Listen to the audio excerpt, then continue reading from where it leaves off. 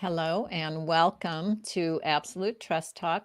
This is our live version of our podcast here at Absolute Trust Counsel. I'm very thrilled about my guest today. We're going to be talking about a very extraordinary organization, the Special Olympics.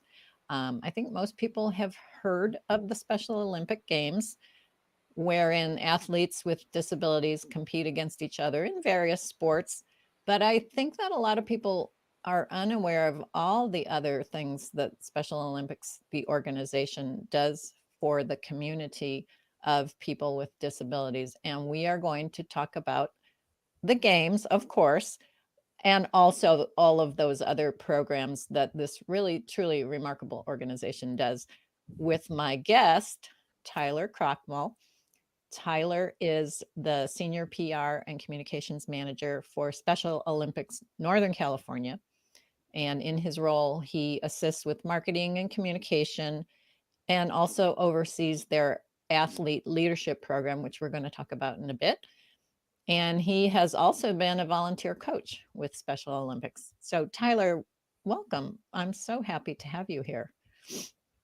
Thank you so much, Kirsten. Thank you for having me on and allowing us to talk about all the great work at Special Olympics and our amazing athletes. Yeah. Well, okay. So let's start kind of with the basics, some perspective. How long has Special Olympics been around? Special Olympics has been around since 1968. So we just celebrated 50 years a couple years ago. It started in Chicago by Eunice Kennedy Shriver, who was the sister of John F. Kennedy. And she had another sister with an intellectual disability. And she found that there were, especially back then, not a lot of programs for people like her sister, and not a lot of people with disabilities were put into institutions and pretty much, put out of the way, put out of the not a part of the community. Yeah. So she had the idea of having sports as a way that kind of like music, that universal language that everyone can and try and do in such a great way to try your best, learn new things, be celebrated by people. And that spawned Special Olympics in Chicago. And then here we are 50 years later with over 5 million athletes all around the world in 200 countries. So it's definitely grown quite a bit. Wow. I didn't know that number, 5 million athletes. That's remarkable. That is really remarkable. Oh, all right. And so, Tyler, you work for the Northern California, is it a division, a chapter? I don't know what you call it. Northern California chapter. Each Chapter. state in the U.S. has a Special Olympics chapter. California has 2 chapters, just based on geography and size of population. And your chapter also includes Nevada, am I right? Northern California. Correct. Covers Nevada is going independent as of next year, so that's very exciting too. Yeah. Oh, okay. Okay, that's great. Okay, and so before we go into some of the lesser known programs, let's talk a little bit about the Olympic Games, the Special Olympic Games. As we are recording this today, you have your spring games coming up. The people who are watching and listening to the recording, it may be in the past by the time this is out there, but that's in May. What are the dates and locations for that, and what sports are involved in that spring games? We have multiple spring games. So our first spring games is May 13th in Folsom, and that has probably a dozen different counties from the greater Sacramento and northern region of the state coming together to athletes compete in track and field, swimming, and tennis at that event. They've been training for probably 8 weeks leading up to this competition, and everyone comes together and competes, and we have some competitions and pretty much a full day of fun. And there's a lot going on, as you can imagine, with hundreds of athletes competing in 3 different sports. So that's May 13th. And then down in the South Bay on May 22nd, there's another spring games that has tennis, track and field, swimming again. And that's more of the South Bay down basically until Monterey and over to Fresno. All of those counties come and compete. Okay, so those are kind of regional kind of games. Hmm. Okay. And then you have the summer games coming in June. Am I right about that? In June, correct. So June 23rd through 25th this year at Santa Clara University. Summer Games is our biggest chapter-wide competition. So athletes who qualify at spring games, if they earn a gold medal, they qualify to compete at summer games. Uh, Okay. and that's very cool because we have a big opening ceremony, 2 days of competitions, a dance, which is a favorite among our group, and it's a really cool experience because the athletes get to travel, they get to stay in the dorms, and it's a lot of times it's their first time staying in dorms away from family, Right. or Right. and their family might be there, but they're independent. They're staying in the dorms. They're staying with their friends. So it's just a really cool opportunity to celebrate them. Yeah, it is very cool. And they have earned the right to be there because they won at the division level or the district level, regional, whatever you call it. So they're very good athletes at that point. Yeah, absolutely. They have to earn it, but it's all divisioned out. So it's based on their ability level, and we have everything from individual skills. So if someone's not maybe able to swim a whole lap, it's walking the lap, or it's going half the pool, or wheelchair races, or whatever that might be. They compete against people who are a similar competition level, and Got then they it. qualify in their division. But they still Got have it. to earn it, and that's a really cool thing that they earn that experience to go. Yeah. So there's well, let me ask you this. The spring games, which is in Folsom and then in San Jose, is that the first level? Is that the entry level? Or do you have to qualify to participate in that? That's usually that's usually their first competition of the spring. Okay. So they'll practice for 6-8 weeks and then compete at those spring games. Okay. And so to get the athletes prepared for the spring games, there are coaches. There are coaches. We have amazing coaches. Absolutely amazing. All of our coaches are volunteers, and they dedicate so much of their time to supporting our athletes. Practices are usually once a week, once or twice a week, and yeah, it's just like any other sport league practices. You go out there and get better, and work with the athletes over those weeks. And yeah, the coaches are just amazing, dedicating their time. And but I know if you ask them, I used to be a Special Olympics coach before I started working here, and you get so much more out of it as a coach than I feel like Okay. you even give to the athletes. It's an amazing experience and puts a lot of Yeah. things in perspective. Okay. So what I think you're saying is you don't have to have any particular ability or training. If you want to be a Special Olympics athlete, we can get you into the games, and there's a coach for you, and just you just have to want it. Absolutely. A lot of our athletes try sports for the first time when they come out, and we encourage that. And if it's not for them, then it's not for them. We don't want to force anything, but um, they see on TV watching basketball and say, I might want to try basketball. Come out to and try basketball, and then we try to fit the athletes wherever they are, Sure. and find the appropriate level for them, and then and then just teach them and learn. But definitely no experience, and there's no experience even to be a coach. You don't have to be an expert in that sport. Obviously, it's encouraged to know the sport, but when I started track and field coaching, I knew you run that way, and that was basically my coaching experience. And I was an assistant coach, so I wasn't leading it, but Mhm.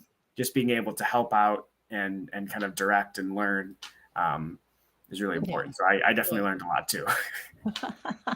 We all know how to run. That doesn't mean we know anything about track and field, but Yeah, that's all you exactly. need.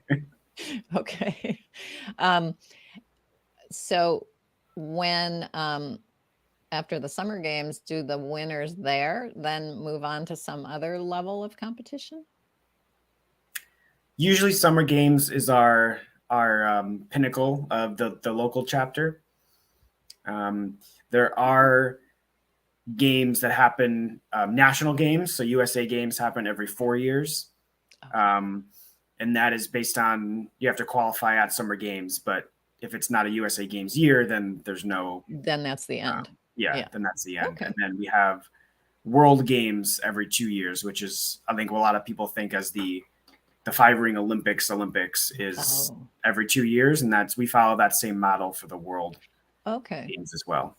Okay. So then there's a winter and a summer, just like the conventional Olympics. Okay.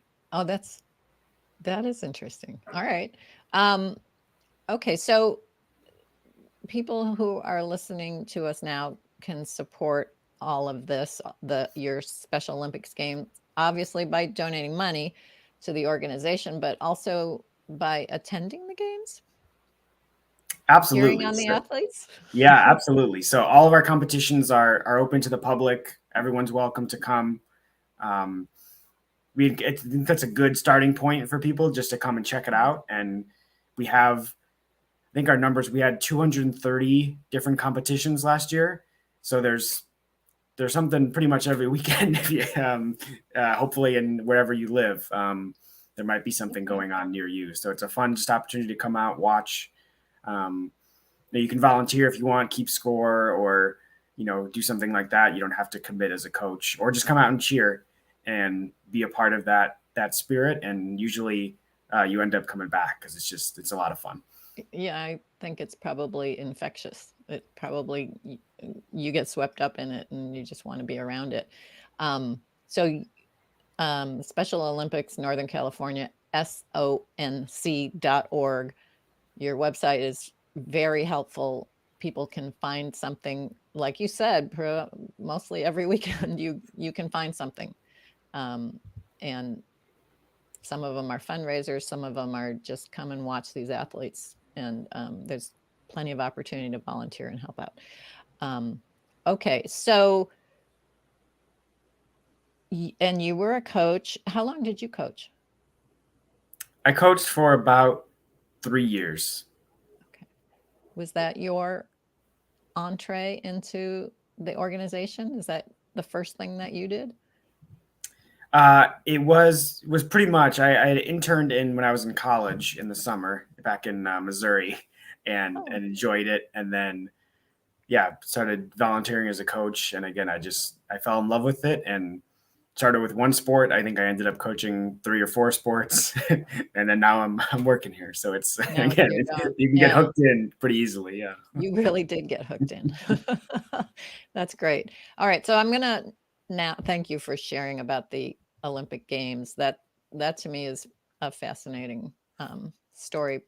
I'm going to segue now into some of the lesser known, at least to me, programs that Special Olympics offers. I know that at these various games you have your healthy athlete screenings. You want to talk a little bit about that? Absolutely. So we're all committed to supporting our population, which is people with intellectual disabilities. So and overall, that's can be Down syndrome, autism, other types of disabilities. And a lot of times we found that, unfortunately, people with intellectual disabilities have a lot of barriers to receiving and maintaining their best health, whether it be resources or access to care, or doctors and healthcare professionals not having training to treat people with intellectual disabilities. We found a lot of medical schools and doctors never get trained on how to have a patient with a disability. So that can be hard because people communicate in different ways, especially people with disabilities. And we found sometimes that there's so much that the miscommunication can lead to so many negative things just because they don't know how to communicate with each other. Yeah. So our Healthy Athletes program kind of tries to bring those two populations together, the healthcare professionals and our athletes. We know where our athletes are. They're going to be at these competitions.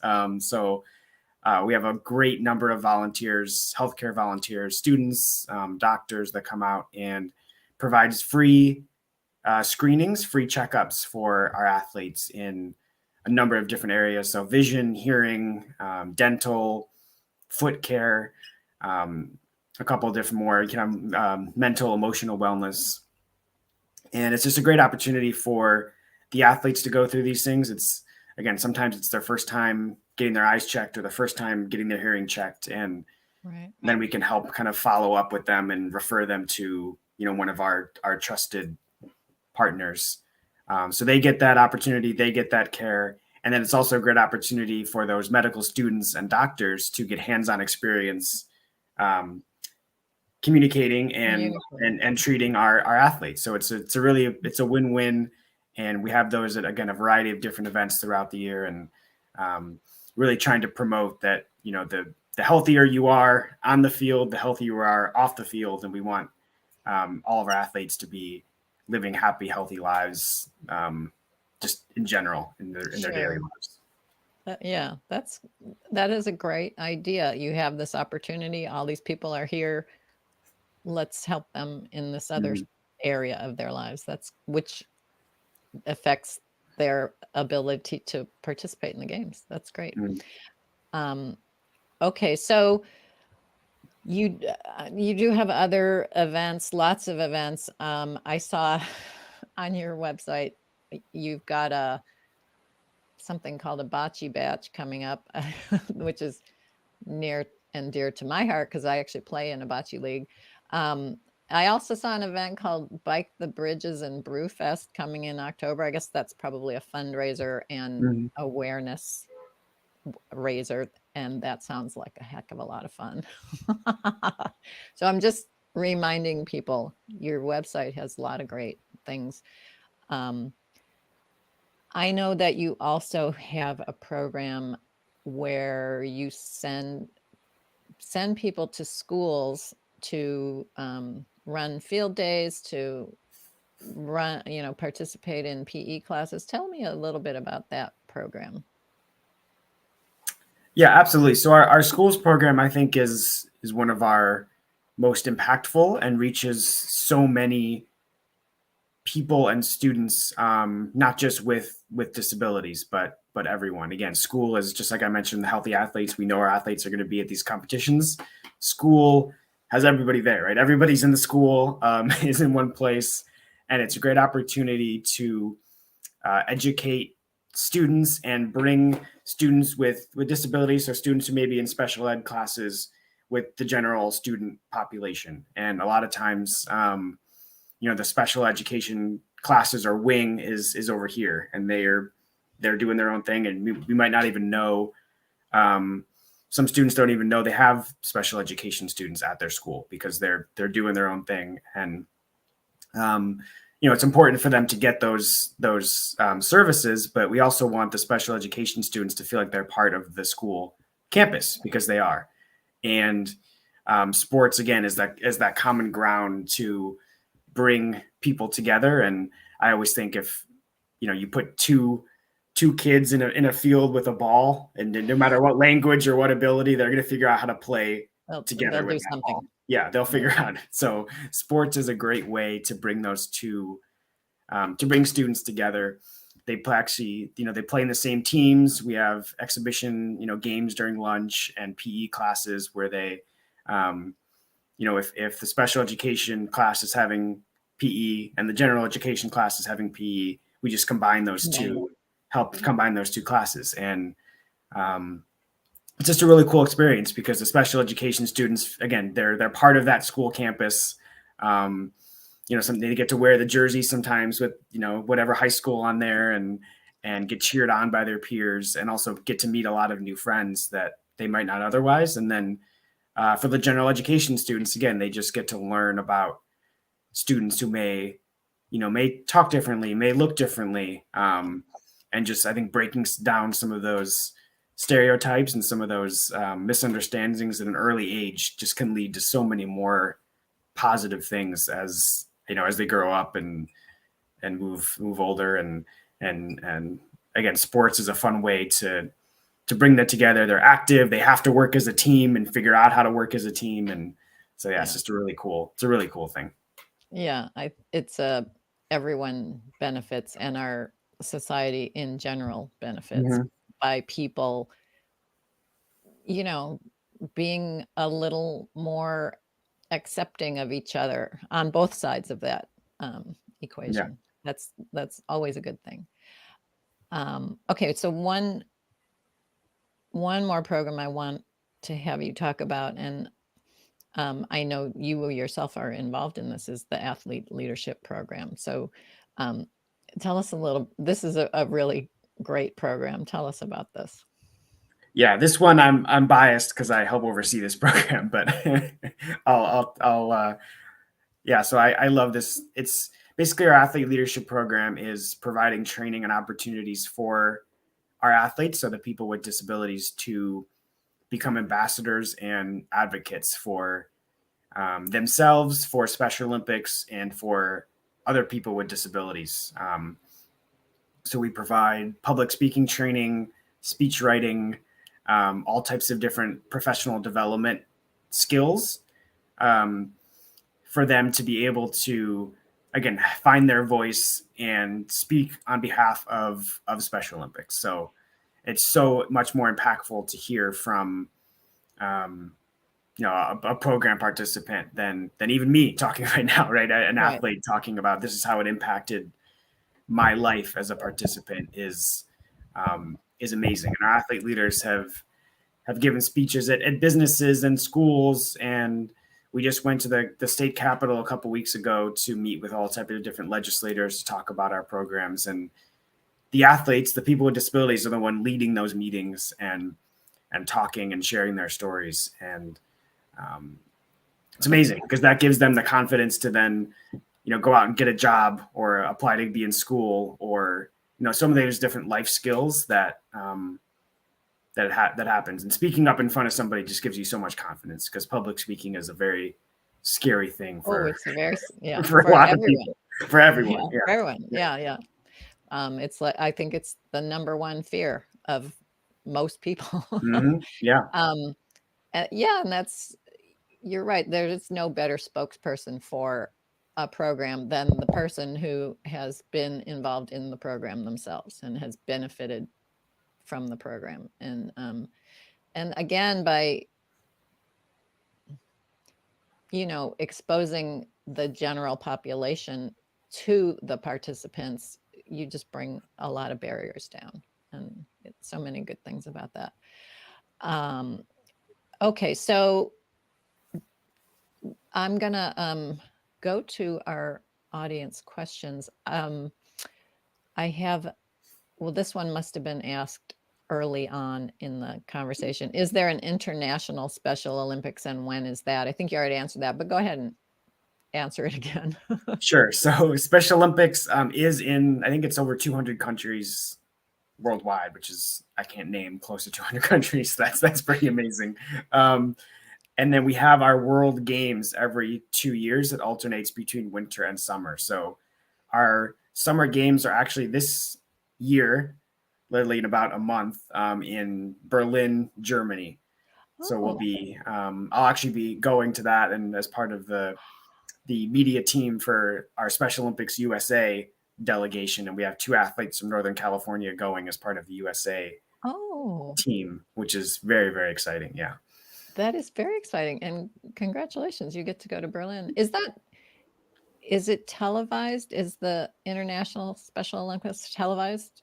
It will. It's usually on I think the opening ceremony is usually on ABC, actually. Okay. And then we have a partnership with ABC and ESPN. So one of the ESPN. On one of the many ESPN. Yeah, one of them will probably have some of our competitions. Yeah. Okay. That's exciting. I'm going to watch for that. Okay. And I've got another question. How does an athlete get started? What do they need to do if they want to get started with you? Getting started. So the best place to start is our website. So sonc.org, and there's an athlete application form.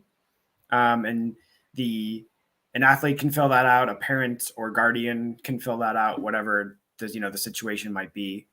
And there's a medical check to make sure we have the right services and adaptability to fit that athlete. And then we connect you with the program near you in your neighborhood or your county, whatever it might be, connect you with that coach or that lead in that area. And it goes from there. Then they're invited to come out and participate and, hopefully join our big Special Olympics family. Yeah. I have a plan to go watch the summer games. So I'm very excited about that. Not the one in Berlin, the one in Santa Clara. Tyler, thank you so much for being here, for answering all my questions and sharing all this information about your very extraordinary organization. We really appreciate you taking the time. Thank you, Kirsten, for having me on, and again, allowing to share about Special Olympics. And again, I encourage anyone to come out and just see one of our competitions, meet some of our athletes, and I guarantee you'll leave with a big smile on your face. Yeah. That's what we're all about, is that joy and positivity and uplifting people. So it's great. Okay. And just as thank you again. And just as a reminder to my audience, anything you're looking for in connection with Special Olympics, it's SONC.org, Special Olympics, Northern California. Thank you so much, Tyler. Thank you. And thank you all for listening and watching. If you've been watching, we appreciate that. I hope you got a lot out of this episode. I know I couldn't stop smiling through the whole episode. It's just so delightful to talk about what this organization does for its community. And I hope you'll join us next time, and I look forward to connecting with you then. Thank you for joining us today for another episode of Absolute Trust Talk Live. If you enjoyed listening in, then don't forget to subscribe. You can find us on Apple Podcasts or wherever you may listen by searching Absolute Trust Talk. While you're there, we would also love for you to leave us a review. And then why not share your favorite episodes with family, friends, or colleagues too? You can find all of our shows and corresponding show notes by visiting absolutetrustcouncil.com. You'll also find a variety of other free resources, including our ebooks, videos, blogs, presentations, and more. If you need help with your estate planning or administration, we also offer a free discovery call to help get the process started. You can find more information on booking your session by visiting absolutetrustcouncil.com/scheduling. Don't forget to keep an eye out for our next live episode in 2 weeks. If you join us for the broadcast, you can submit questions during the show. But if not, don't worry. You can always get in touch with us by sending a quick message to info@absolutetrustcouncil.com. Thanks again for listening. We'll see you soon.